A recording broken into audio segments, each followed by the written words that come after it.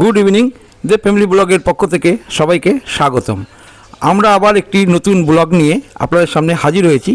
আজকে আপনাদের দেখাবো গঙ্গার তীরবর্তী অপরূপ একটি আশ্রম, যে আশ্রমে আপনারা দেখতে পাবেন কৃষ্ণের ছোটোবেলা থেকে বড় অবস্থা অবধি সব লীলাগুলো কি সুন্দরভাবে মূর্তির সাহায্যে তুলে ধরা হয়েছে।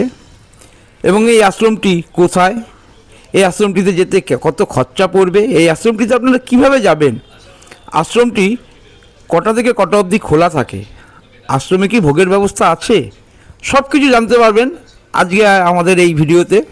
তাই ভিডিওটি স্কিপ না করে পুরোপুরি দেখার অনুরোধ রইল। আর আমাদের ভিডিও যদি ভালো লাগে লাইক শেয়ার করে অবশ্যই পাশে থাকবেন। নতুনদের বলবো যদি আমার ভিডিও ভালো লাগে সাবস্ক্রাইব করে আশীর্বাদ করে আমাদের পাশে থাকতে।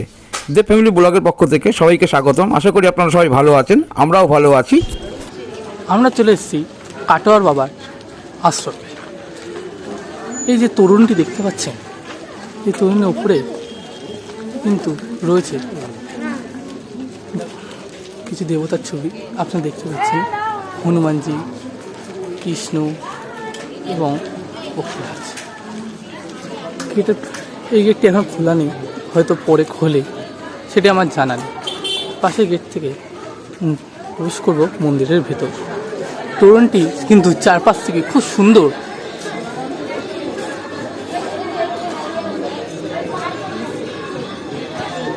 ভেতরে মন্দিরটি কিন্তু অপরূপ সুন্দর লাগছে। আমরা যে তো অন্যভাবে সাজানো রয়েছে, দেখুন জগন্নাথ রয়েছে, কৃষ্ণের সবকটি রূপে একটি ঝলক এখানে কিন্তু ফুটিয়ে তুলেছে। এবং নিচে রয়েছে শিবের মূর্তি, এই সাইডে কৃষ্ণ।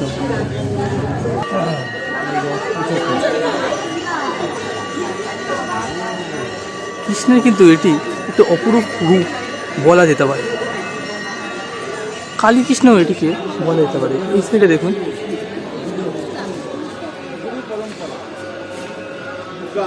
শ্রী গুরু পরম্পরা,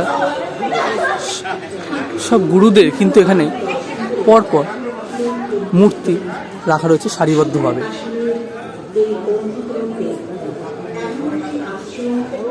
এখানে কি কি গুরুর ছবি রয়েছে, আপনারা কাদের কাদের নাম জানেন বা দেখে চিনতে পারছেন তা অবশ্যই কিন্তু কমেন্টে জানাবেন। চলুন আস্তে আস্তে এগিয়ে যাই মন্দিরে অন্যান্য দিকগুলি পরিদর্শন। এই সামনে দেখুন কৃষ্ণের কিছু লীলা সুন্দরভাবে পরিদর্শন করা। আমরা সামনে তুলে ধরছে কৃষ্ণের সব লীলাগুলি, রাধার সাথে ঘোড়া বা নৃত্যের যে ছবি তুলে ধরেছে এটির মধ্যে দিয়ে। দেখুন উপরেও লেখা আছে শ্রী রাধা বৃন্দাবনে দিব্য মহারাস লীলা। মাঝখানে কিন্তু কৃষ্ণ ও রাধার ছবিও রয়েছে। সেই দেখুন এটি কিন্তু গোল গোল করে ঘুরছে। আপনি একভাবে দেখলে বুঝতে পারবেন কিন্তু গোল গোল করে পরিদর্শন হচ্ছে।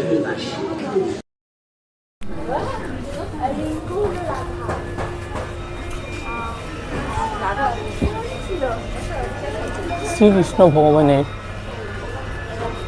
বাল্যরাশি দিব্য গোচরণ লীলা। শ্রীকৃষ্ণ যখন গোমাতাদের চড়াতে যেতেন সেই সময়কার তার কিছু ছবি আমাদের সামনে তুলে ধরেছে। আসল মূর্তিগুলো কিন্তু খুবই সুন্দরভাবে কারুকার্য করা। ভেতরটাও শ্রীকৃষ্ণের বাল্য বয়সে সেই লীলাগুলিও কিন্তু এখানে রয়েছে। তিনি যে তার মায়ের ঝুড়ি থেকে ফল চুরি করতেন সেগুলি। এছাড়াও দেখুন শ্রীকৃষ্ণ ভগবানের দিব্য বস্ত্রহরণ লীলা। শ্রীকৃষ্ণ যখন গোপিনীদের বস্ত্র নিয়ে নিয়েছিলেন সেই সময়কার একটি মূর্তি এখানে তৈরি করা রয়েছে। এর পাশাপাশি এই শ্রীকৃষ্ণ ও কাল নাগের দৃশ্য। শ্রীকৃষ্ণ কালনাগকে ধরেছিলেন বা বধ করার চেষ্টা করেছিলেন, দমন করার চেষ্টা করেছিলেন, সেই টাইমে ছবি। এরপরে দেখুন বাবু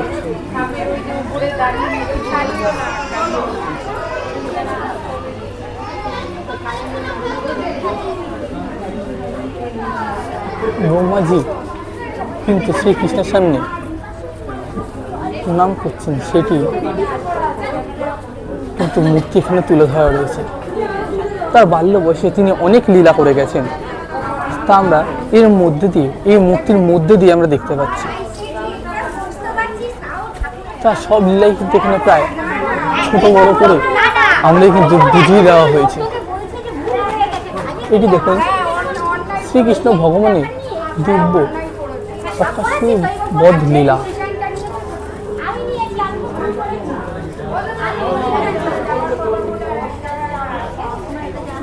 তার প্রত্যেকটা লীলাই কিন্তু এখানে তুলে ধরা রয়েছে।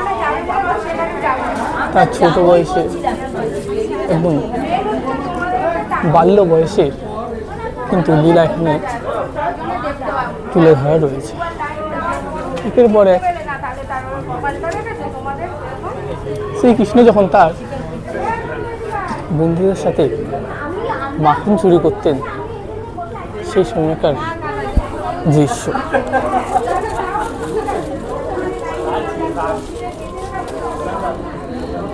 দেখুন কৃষ্ণ কিন্তু তার বন্ধুদের সাথে মাখন চুরি করছেন এবং নিয়ে যাচ্ছেন। এখানে কিন্তু অপূর্ব দৃশ্য।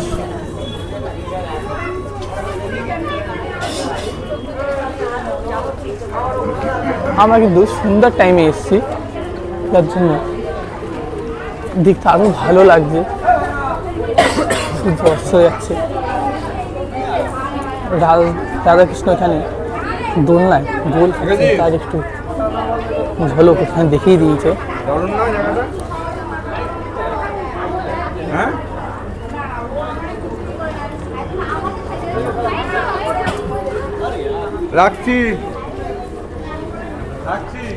আমরা কিন্তু এই সাইডে পরপর দেখে আসলাম রাধাকৃষ্ণের কিছু লীলা।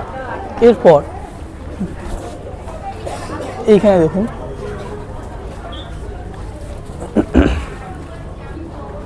পরম ভক্ত সেবা খাচ্ছেন শ্রীকৃষ্ণ।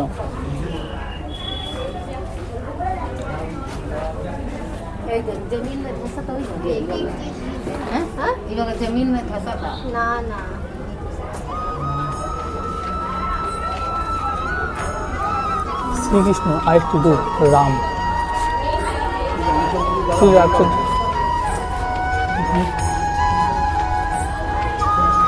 রামচন্দ্রের দ্বারা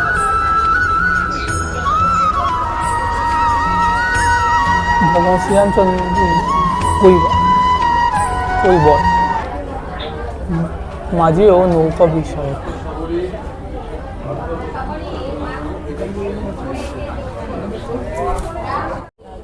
এর ওপরে কিন্তু রয়েছে দেবাদেব মহাদেবের একটি বড় মূর্তি।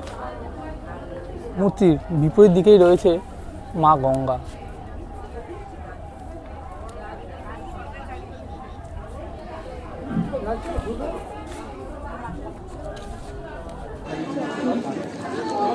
শ্রীকৃষ্ণ বাল্য বয়সে কিছু দুষ্টুমি প্রতিচ্ছবি এবং তার মায়ের মূর্তি এখানে কিন্তু একটি সুন্দর জিনিস তৈরি করা হয়েছে। দেখুন শ্রীকৃষ্ণকে বাঁধার জন্য তার মা পিছনে কিন্তু দৌড়াচ্ছে।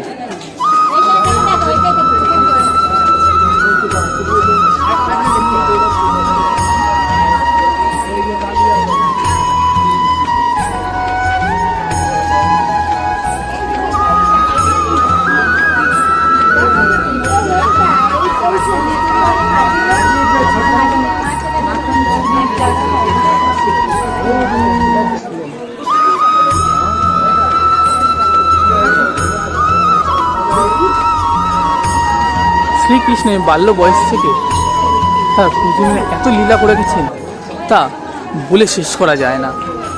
তাছাড়া ছবির মাধ্যমে এখানে তুলে ধরেছে অপূর্ব দৃশ্য। আপনারা দেখুন,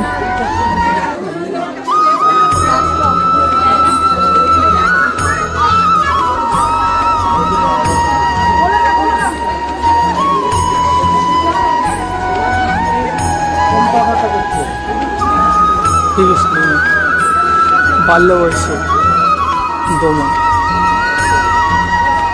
শোনাব।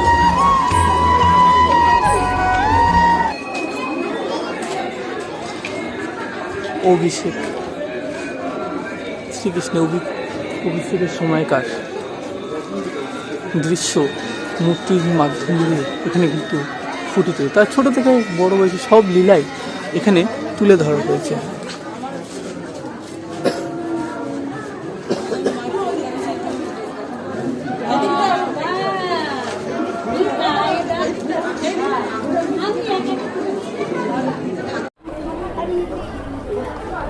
এখানে যে ঘাটটি বাঁধানো রয়েছে এই ঘাটটির নাম কিন্তু শ্রী রাধা গোবিন্দ ঘাট। এই ঘাট দিয়েই এখানকার গঙ্গাঘাটে নামা যায়।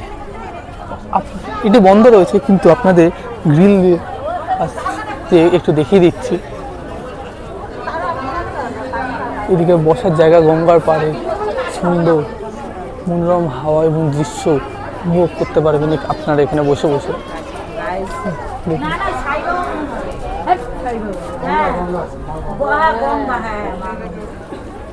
মা গঙ্গা বিরাজমান।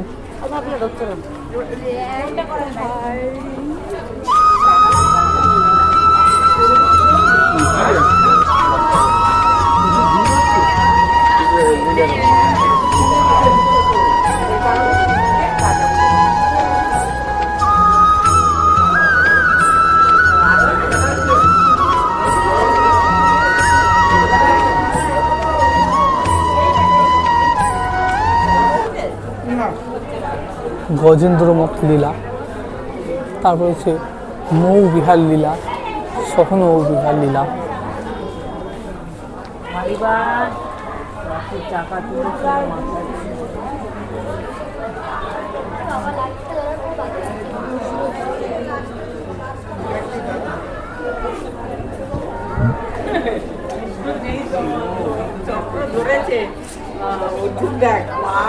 জড়িয়ে ধরতে, প্রভু তুমি বলেছিলে অস্ত্র ধরবে না, প্রভু পা জড়িয়ে ধরেছে।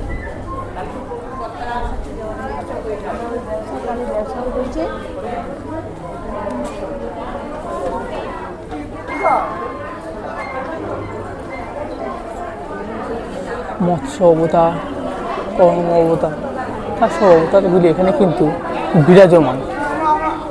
বড় অবতার, বামন অবতার, তার যে 10টি অবতার রয়েছে সেই অবতারগুলি কিন্তু পরপর এখানে দেখা যাচ্ছে। পরশুরাম, রাম অবতার, কৃষ্ণ, কল্কি। আমাদের শেষ যুগে কিন্তু কল্কি রূপেই আসবেন শ্রীকৃষ্ণ, সেটিও কিন্তু এখানে দেওয়া রয়েছে। তা 10টি অবতারই কিন্তু এখানে পরপর। কল্কির আগে কিন্তু কৃষ্ণ অবতার, সেই অবতার কিন্তু চলে এসছে অলরেডি, কিন্তু পুরাণ এবং নানা জায়গায় কথিত আছে কল্কি অবতার সব কিছুর শেষে আসবেন এবং সব যারা ভগবানের প্রতি বিশ্বাসী নন তাদের দমনও করবেন। কল্কি বিষয়ে আপনারা কে কী জানেন সেটাও কিন্তু অবশ্যই আমাদের কমেন্ট বক্সে কমেন্ট করে জানিয়ে দেবেন। আর ভিডিওটি কেমন লাগছে, এরকম টাইপের ভিডিও আপনারা আরও চান, বা কোনো জায়গায় যদি আপনাদের থেকে মনে থেকে থাকে সেটিও কিন্তু অবশ্যই আমাদের কমেন্ট বক্সে কমেন্ট করে জানাবেন।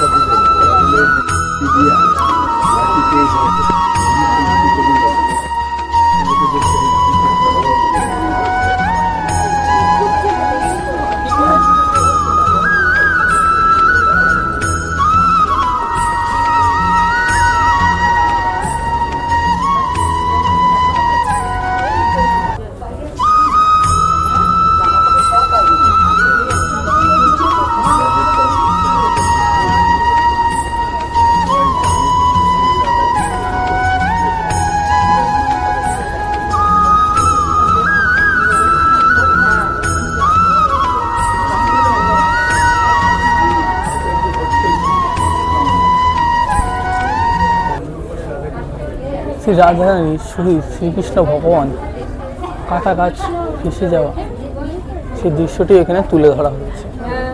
দেখলাম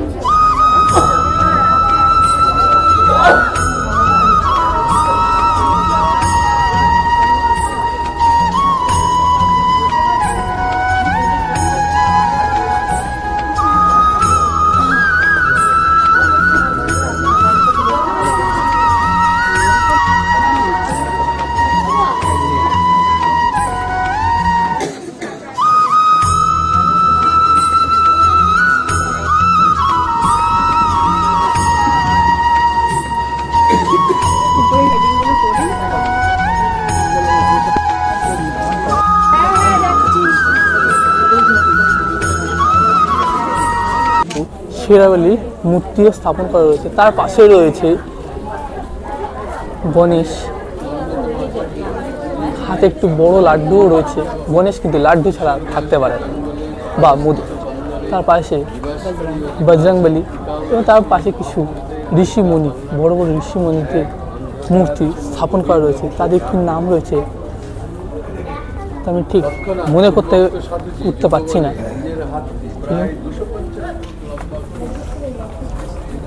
গঙ্গার পাশে কিন্তু পুরোটি এদিকে কিছু নেই, চলো।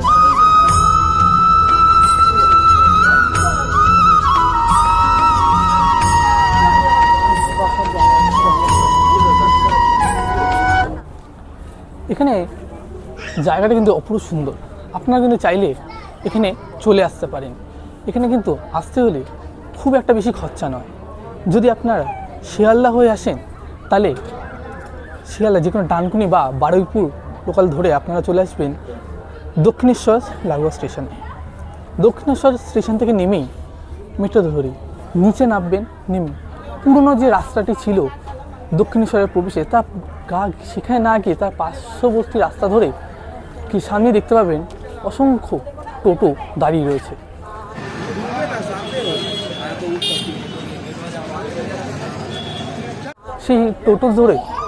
সেই টোটোতে গিয়ে আপনারা যদি বলেন কাটোয়ার বাবার মন্দির বা আশ্রমে যাব, তো আপনাদেরকে কিন্তু এখানে নিয়ে চলে আসবে, মন্দিরের সামনে এসে দাঁড় করাবে। আর টোটো ভাড়া মাত্র 10 টাকা। তো খুব কম খরচার মধ্যে আপনাদের পরিবারের সঙ্গে কিন্তু এখানে চলে আসতে পারবেন। মনোহর দৃশ্য, দেবতাদের, কৃষ্ণের সব লীলা এখানে রয়েছে। এখনও অবধি কিছুটা আমরা দেখে উঠেছি। আপনাদের ঢুকে আমরা বাদিকে এসে এই পরপর কৃষ্ণের সব লীলাগুলি দেখতে পেয়েছি। এবার আমরা মন্দিরটি দিকে প্রবেশ করব এবং ওই দিকেও কিছু এরকম লীলা বা কি রয়েছে জানব। তো চলুন যাওয়া যাক বাকিটা পরিদর্শনে।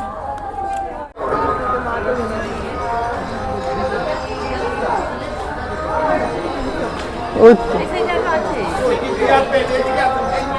এখানে কিন্তু গোবর্ধন পর্বত তুলছে না, গোবর্ধন পর্বত মাথার উপর তুলছে। এটা কিন্তু মেন মন্দিরটি। দেখুন উপরে কি যেহেতু ময়ূর দিয়ে কিন্তু একটি মধ্যে খুব সুন্দর কাজ করা রয়েছে। ব্যালকানি সুন্দর ছোট ছোট কাজ বা পুঁথি দিয়ে করা। আমরা ঢুকবো, মন্দিরের ভিতরে প্রবেশ করব। তার আগে এই পাশে গোবর্ধন কৃষ্ণের যে আইটি লীলা গোবর্ধন পর্বত, কি তার কেনু আঙুলের উপর তুলেছিল সেটি।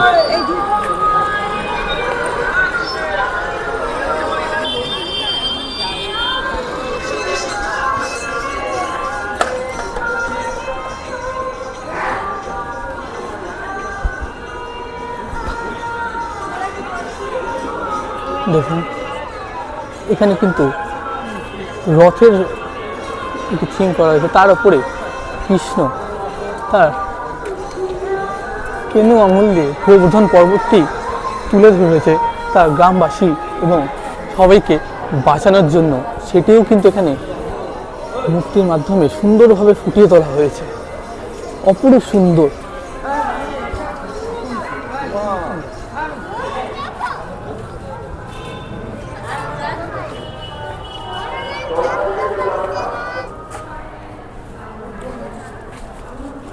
সমুদ্র মন্থন, অমৃতের জন্য দেবতা এবং অসুরদের মধ্যে যে ঝামেলা লেগে সেটাই কিন্তু এখানে ফুটিয়ে তোলা হয়েছে। দেখুন